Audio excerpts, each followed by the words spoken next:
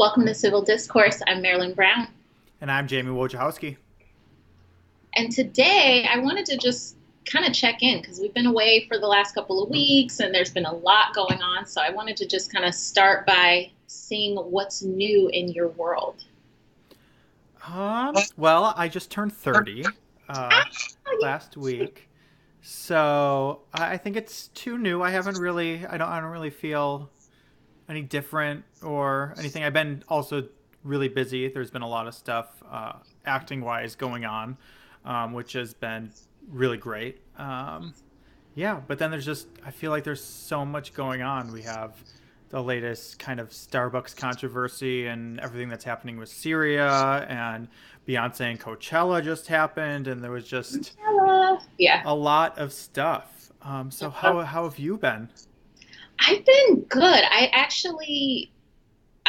tend to like not really I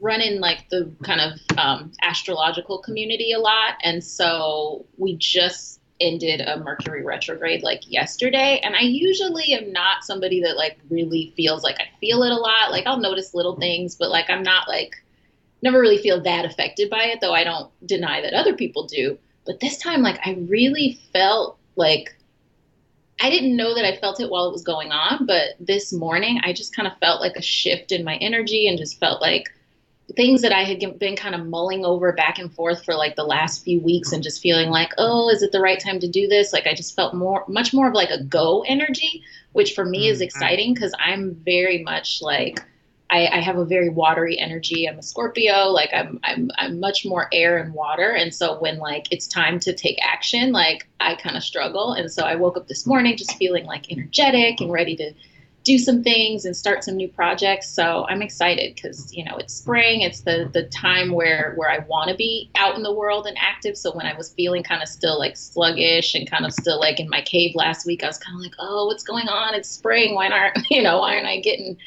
in that? So I'm doing pretty well. And actually you mentioned Coachella, and I went to Coachella last year, and this year we didn't go. And last year was the only year that I actually attended it. And it was great to be there, but like, I really didn't have as much FOMO as I thought I would have missing Beyonce performing. Cause that was when we bought the tickets. That was, part of the reason when we bought the tickets was why.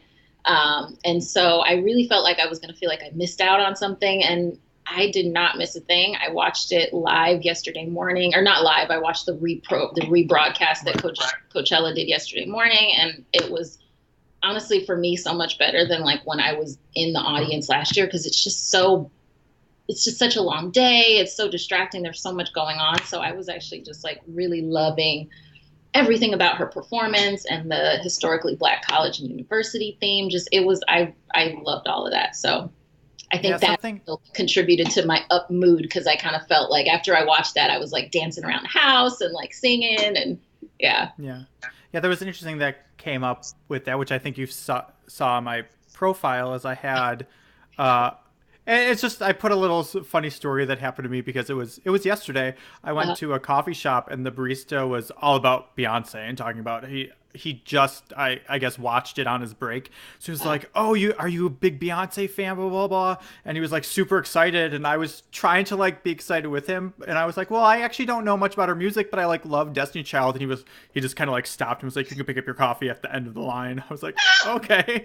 So I just put the funny story, and I was half expecting this to happen, but then it kind of became a little battle between some people of like liking Beyonce or not liking Beyonce. And I think an interesting thing that I've been thinking a lot is the separation between, I guess, personal enjoyment of certain art and appreciation of the cultural importance. Mm-hmm. Right? I feel like for a lot of people, it seems like if you don't like a certain kind of music or art, then you kind of try to disqualify the cultural significance, and those things don't necessarily have to go together. And I really have I don't really listen to the radio or a lot of pop music, so my opinion of Beyonce is more, I guess, on her cultural importance because that's the stuff I see. I don't really Totally. listen to a lot of her music.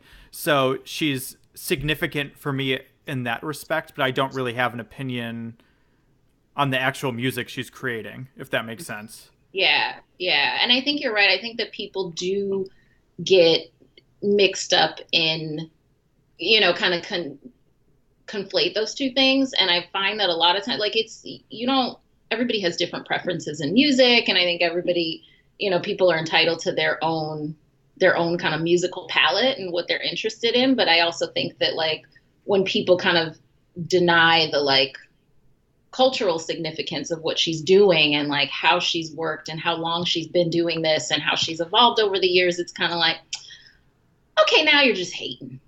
Yeah, Like right. that's what I feel like. I feel like, if you don't like her music, like that's fine. Like you don't have to like her music. Beyonce's not worried about everybody liking her music. Beyonce's not worried about anybody.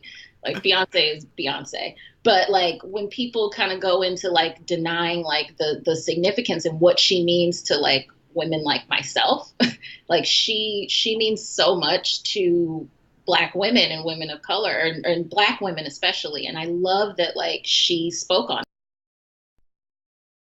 the headline Coachella. That was one of the first things that she said when she spoke to the audience, and the way she presented herself. Like for me, that is so significant. And it's not just, she's a musician and she's making what I think is really great music and she's an amazing performer and artist, but also that she is undeniably herself. I don't know if you saw that her mother posted, Tina Knowles posted on, or Tina Lawson, excuse me, she's married, posted on Instagram a post saying that she was worried. She had warned her daughter that like she was a little worried that people wouldn't get all of the like Black college references and Black culture references in her performance, and especially at Coachella, which is a predominantly white audience. And, she was like, I'm a little worried about that. And that is so common in our community, that fear of our own Blackness, of showing our own Blackness, of putting ourselves out there in a way that's going to make anybody uncomfortable. And Beyonce was like, no, like that, like I'm at a point where I am authentic and I'm going to be me and I'm going to show me. And I really, really, really appreciate that, because that is going against the rules of what a lot of us were raised with. I think that like, we were raised, a lot of Black people in this country were raised to feel like we have to hide certain things about ourselves to be accepted and to be okay. And that, the concept of respectability politics has been going on for a very, very long time. And her showing like, no, I've made it, I'm significant, and I'm going to be my full, beautiful Black self and not tamper that down to appease anybody else is just so what we need right now. And so I Mm-hmm. just think it was absolutely amazing. Right, and I mean, I saw the little clip that she did with Destiny's Child, Mm-hmm. but I haven't seen the whole thing. And just from what I know about her specifically in the past couple of years, I think what she does is that's effective is she is incorporating these types of things, but I think in a way that is genuine to who she is and her music. So it doesn't seem, and to me, it doesn't seem very, I guess, combative, or it doesn't seem like in your face, I guess, because it seems authentic. But that also may just because I'm You have a very different liberal. lens. Yeah, So you have a very different lens that you're viewing. A lot of people, view her performances and like her performance at the Super Bowl as like a, right. like in your face political statement, and just, it's like, no, she's this is authentic to what, this is her voice, and I think like that's a big part of being an artist, is like that's I think like what I think draws a lot of artists to being an artist is that you can use your medium to share your own voice and how you feel about things. And so I appreciate that she's doing that, but I definitely think that it does make people uncomfortable, and Right. you can see that, but like it's saying something, so it will make people uncomfortable. Right. And I feel like, I mean, no matter what it is, all, I mean, really all art makes people uncomfortable. That's kind of the point, because it's meant to be an expression of self and of our culture and of all those things. So Yeah. I mean, it's meant to push boundaries whether you want it to or not, because that's why people get into it. I mean, I don't know any artist who really is into making art that's just safe and that everyone's Right. going to be able to just take without having any kind of emotional reaction to.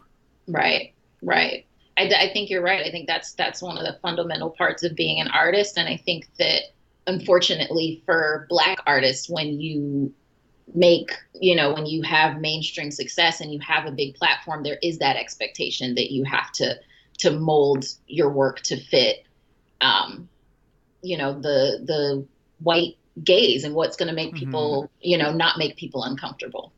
And so yeah, so I applaud her. And also, I mean, she's, her and her husband, they do so much philanthropic work. They do so much, like they really are not just talking the talk, but they're like walking the walk. So that part is really exciting to me too, because she launched, she's going to be doing college scholarships to historically Black colleges and universities that she just announced today. I don't know all the details about it, but that's really exciting to go along with this her promoting Black education and Black Yeah. excellence.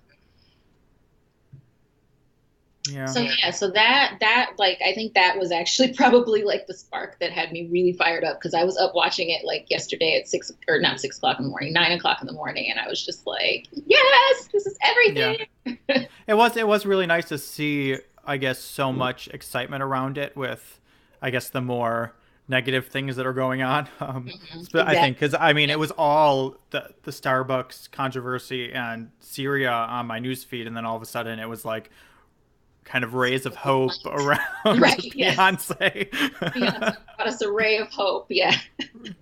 Especially, I think in contrast to uh, Starbucks, Yeah. Yeah. which Yeah. who Let's talk about yeah. Starbucks for a little Okay, bit. so basically, two men were uh, the manager. There were two black men waiting for a third friend at a Starbucks, sitting there. They haven't ordered yet because they were waiting for another person. And I guess they went up to the manager to ask if they could use the restroom, and the manager said no because they haven't ordered, and asked them to leave since they hadn't ordered yet. And the men explained that they were waiting for their friend, so they weren't going to leave. So the manager, I guess, called the police, and the police showed up, asked the men to leave, and they explained that they were waiting for a friend. Their friend, who was white, showed up as they were being arrested, and there were multiple white people taking videos and questioning why the men were being arrested. So now there's been protests, and it looks like the manager. The statement is that the manager will not be working at that store any longer, which isn't the same as being fired. But No. they did say there's an internal investigation uh, going for it. But Yeah. That was a good summary of what we know of the story. And since then, so I know that there have been protests in that Starbucks. It's a Starbucks in Philly, right? And so there were protests, and I guess earlier, I don't know if it was earlier today, they shut down that location due to mm-hmm. the protests. So I don't know what's going on right now. Interesting thing though, like not even an hour before we sat down for this, I saw another video that's like currently going viral that Sean King posted on Twitter, that happened in a Starbucks like up the street from me, like in Hawthorne. And a black man was filming. He was told that he couldn't use the restroom before he ordered, and then he like waited, and then somebody came out of the bathroom, and he asked the guy, "Have you ordered anything yet?" He said no. He's like, "Oh, but you went to the bathroom."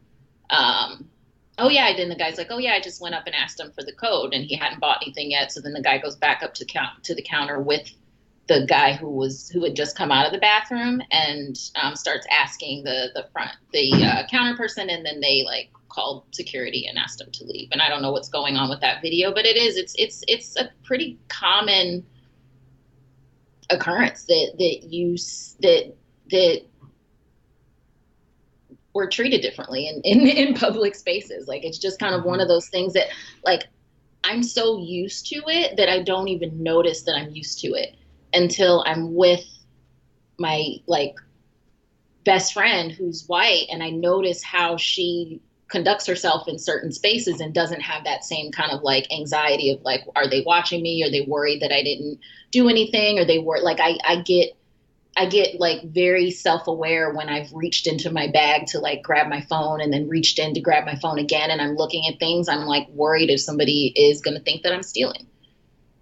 And it's just part of life. Like it has been, but it's also like, this isn't okay. We shouldn't be used to this.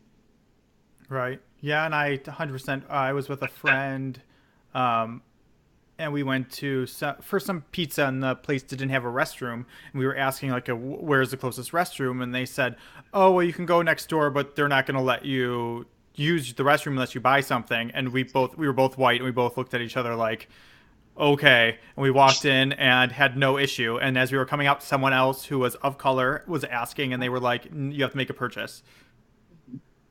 It's So I mean we it's didn't even. so common. It's Mm-hmm. so common. And I don't, I mean, I think that like, this is why I am so glad that, in Philadelphia, that they're not letting it go with just this apology of, okay, well, the person's been, they're not at that store anymore and we're sorry. It's like, well, what does that mean? It continues to Mm-hmm. happen. What exactly does we're sorry mean? We have to do something to change what's going on. And Yeah, I think. I don't know what that is, but like it's not getting better with just we're sorry, move on, you know. Right. Yeah, it's hard because it's like it almost. I feel like it has to be a cultural shift, because when you even think about it, like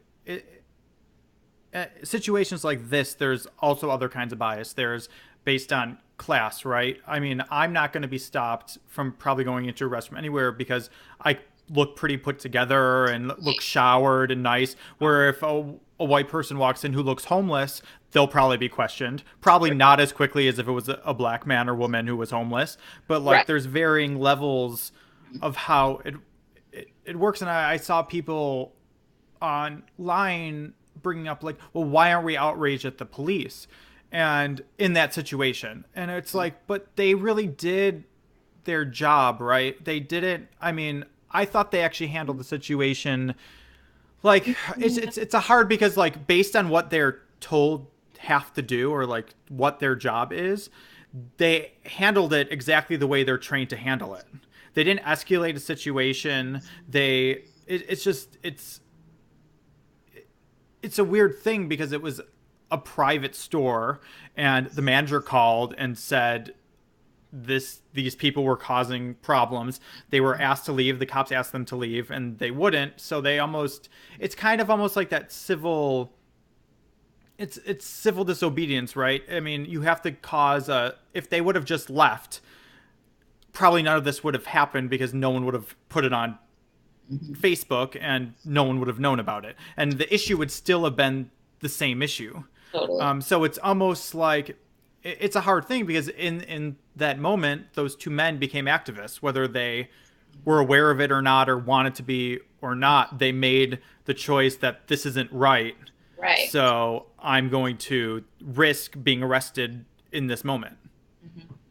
Yeah, that's a good point. That's a good point, is that they decided to stand up in that moment for what wasn't right, and kind of and I don't know that they even really, were thinking about it in that way, like consciously, but just recognizing that like, this is not right. I shouldn't have to leave here because what, like, yeah, and it's hard, because I think that like, I get that the police did what they were tasked to do in that situation. Just, they're called, this is a private establishment. If manager wants you to leave, like I get that, but I also think like how much longer are Black people going to be subjected to the imagination of Right. whoever sees them? You know what I mean? And so it's like, okay, so because you have decided that something is wrong here, now I have all these consequences. And like, when does that stop? You know, it just Mm-hmm. like it makes me actually think about I don't know if you heard the story. I think it was last week of a 14-year-old boy who I don't remember where he lived, but he was on his way. He missed his bus to school, and so he knocked on a neighbor's door, and the neighbor, my wife answered the door, and I guess immediately started screaming, "Why are you trying to rob me?" Even though he was trying to explain that he had missed his bus. And then the husband comes down the stairs and tried to shoot him, like shot at him, and the kid ran away. But he could have quickly been a hashtag. And Right. what would the narrative have been if that had happened? The narrative would Mm-hmm. have been, I thought I was being robbed. This Black man came to my door and tried to rob me, so I shot him. Well, actually, he was 14 years old. He was on his way to school, asking a neighbor for help. Like, but again, it's this. We're subject to the consequences of people's imaginations. Right. And how do you change that when such a deeply rooted systemic problem, because people are being conditioned to be afraid. Police are being directed to deal with these things in a certain way, and like there's a huge break in the system, and I really don't have any clue where like where to start to fix it. But I Right. just am like, it's so exhausting to continue to see things like this happen. Well, yeah, and you have it's almost there's I see two kind of parts to it because there's the racism element you have to shift, but there's also this judge first kind of mentality, because even the other story I'm thinking of is that that you hear about the 13-year-old who tried to drive his brother's car, and the dad thought the car was being stolen, so shot the kid who was his son and killed him without realizing that it was the kid in the car. And it's, I think it all comes back, it's No. crazy, but it all comes back, I think, in our society it's very much react first, Yeah. ask questions later, as opposed to trying to gather the information uh, to kind of assess how we should react. It's just so instinctual. And then when you add things like sexism and racism and homophobia and fear of the Yeah. poor and all these things in it, it just causes chaos and violence and all these things we're seeing.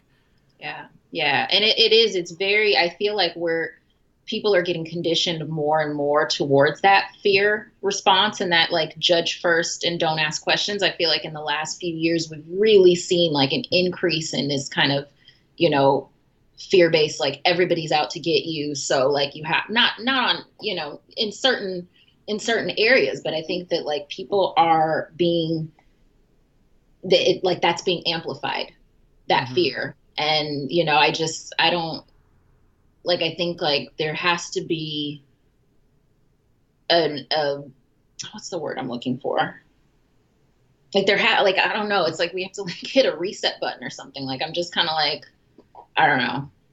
Yeah. And it's hard, I think, too, like, because, I mean, I try to get as much of the information as I can before I place judgment on anything. But in the Starbucks situation, it just seems the parts that everyone is saying happened just don't seem to. They seem to indicate that it was 100% racially motivated. Just because No. right, but I think in a lot of situations you have the argument that, well, it wasn't, it was this, it was like people tried to, but it's the part of everyone's story, it's the part of the manager's story, the police department story, and what's on the videos that is actually all the same. So Right. for me, it's like the only part of it you can't really deny, because the manager actually engaged first. She engaged with, you can't use bathrooms because you didn't order anything, and they had said, oh, we're waiting for a friend before we order. So Hmm. she had or he, I think it was a woman, Hmm. Hmm. yeah, had the full context of what was happening and still made that choice. So Yeah. it's just Yeah, and I also think too, like another thing that is hard for me when these things do happen is that I when I'm reading about them, I tend to immediately see people like if they have a video clip, people will start to ask questions of like, well, what happened before and what was going on, and like part of me gets that need to want to know as much as you can, but at the same time, I also feel like that comes up a lot more when it's an issue that seems pretty clearly about race, but people want to find mhm. something else for it to be about. And so it's like people will kind of go through well, what happened before, and it's also like, well, like it just it feels like people don't ever want to recognize Yeah. that it's a racially motivated thing, but at the same time, like we can all recognize that like there is racism. There are people in this country that have racial bias. Like there's so much evidence that it's there, but then when people actually see um, evidence of it, they don't want to believe that that's what it is. And it's like, well, I don't know. That part just is frustrating and feels like we have to kind of continually like prove that this is happening. And like Mhm. there's videos, but we still have to prove that this is happening. Well, what happened before the video? Well, what did they, And it's just like, well, no, there are situations where it's just clearly somebody is racist as fuck, and that's all it is. Right. And I think too, like, yeah, there's a difference between saying, oh, I want the full context and to know how it escalated to this situation, or asking genuine questions versus what I see 99% of the time, which is someone saying, well, we don't know that this can't be racist because we don't know what happened to it, or this could have happened. They're asking the questions in hopes of being able to Just deny how the video looks. They're right. not actually asking genuinely to want to have a full picture of what happened. They're looking for any glimpse to deny what is being seen, and Yeah. I think those are two very different things. Yeah. Yeah. For sure. For sure. Hmm. So But what else? the last thing I'll say about it is, oh, who tweeted it? Um, I cannot remember who did it, but there was a tweet and then an article about how, kind of what we're talking about is it's like this is such kind of a subtle form of racism in a way of like something people do every day, like just sit in our Starbucks waiting for someone before they order. Um, that it's hard to know, like, well, how do we fix this part of it? But I think a part of it is what we saw there were people standing up who have privilege and asking questions in the moment and trying to see why it's happening and call it out when it Mhm. seems and is racially motivated. Yeah, Because yeah. it I wasn't think that just his friend like in the video, it was there are just people people. sitting there. It was a lot of people Yeah. who were videoing and saying things. Hmm. And I think that is probably the fastest way we actually create the change we need, is by more people who are observing it instead of walking away or ignoring it, Hmm. to actually engage. Right, right. Engaging and asking those questions and I think like and then sharing that with other people. Like, do you believe this? Like, do you believe what I just saw? Like, because I think that there is a big part of people who have the privilege that do have an experiences that you just don't think that it actually Mm-hmm. happens. And then you see it happen and you're like, wait a minute, this is wrong, and so talking about that and being vocal about it and sharing about that and like you said, speaking up in the moment and asking questions because it needs to be called out as it's happening, and Mm-hmm. it needs to be it can't just be us calling it out. Like this is, Black people of color have been expressing these things, and in that moment it doesn't matter what you say. And so I think it was really powerful that like they were pretty stoic and quiet while the whole thing was going on, and there were people around them in the Starbucks like what's going Yeah. on, what did they do. Right. And I I think did see it shows too. a different picture. Yeah, the commissioner, uh, in his statements, commented on how the police uh, didn't want to make the arrest and had tried to talk the manager kind of out of making them, which at the end of the day they ended up doing it anyways. But I think there's also, it's worth pointing out that I think the more even if at the end of the day there's a protocol, and as a cop you're going to follow it, even if you don't personally agree with it. In the moment, having those, well, this doesn't seem right, and verbalizing it, I think also helps change police culture slowly. It's true. Yeah, that's a good point. That I If didn't that know actually happened, police yeah, officers. Yeah, I didn't know that they tried to not arrest them, yeah, and but yeah, I think that that makes a lot of sense too because you hear stories about police officers and law enforcement individuals who are doing things that they don't want to be doing themselves, and it's like, well, is there a way that you can? I know that you have to do your job, like you said, but is there a way that they can speak up on it as it's happening, or like you said, say something? I think that that could really, really make a difference with yeah, police culture because right now the police culture is such a tight, like, you know, it's such a tight knit group that's very self protected, and I think that's also kind of part of the issue is that we kind of people activists kind of buck up against that when there's a clear picture of something wrong, but still um, law enforcement not being willing to say it. yeah. So, Cool. Well, I well, think we need to leave it there. yeah, Um, there. yeah, I don't have any homework, I guess. I mean, I guess since we're transitioning into a new moon phase, just kind of the homework, I guess, would be just to check in with yourself and how you're feeling, and yeah, just that in general, which is kind of always the homework. Yeah, just exactly. Just self awareness is the ongoing homework. So I love it. Wonderful. Okay, All well, right. have a great week, and we will be back next week. All right. We'll see you next time.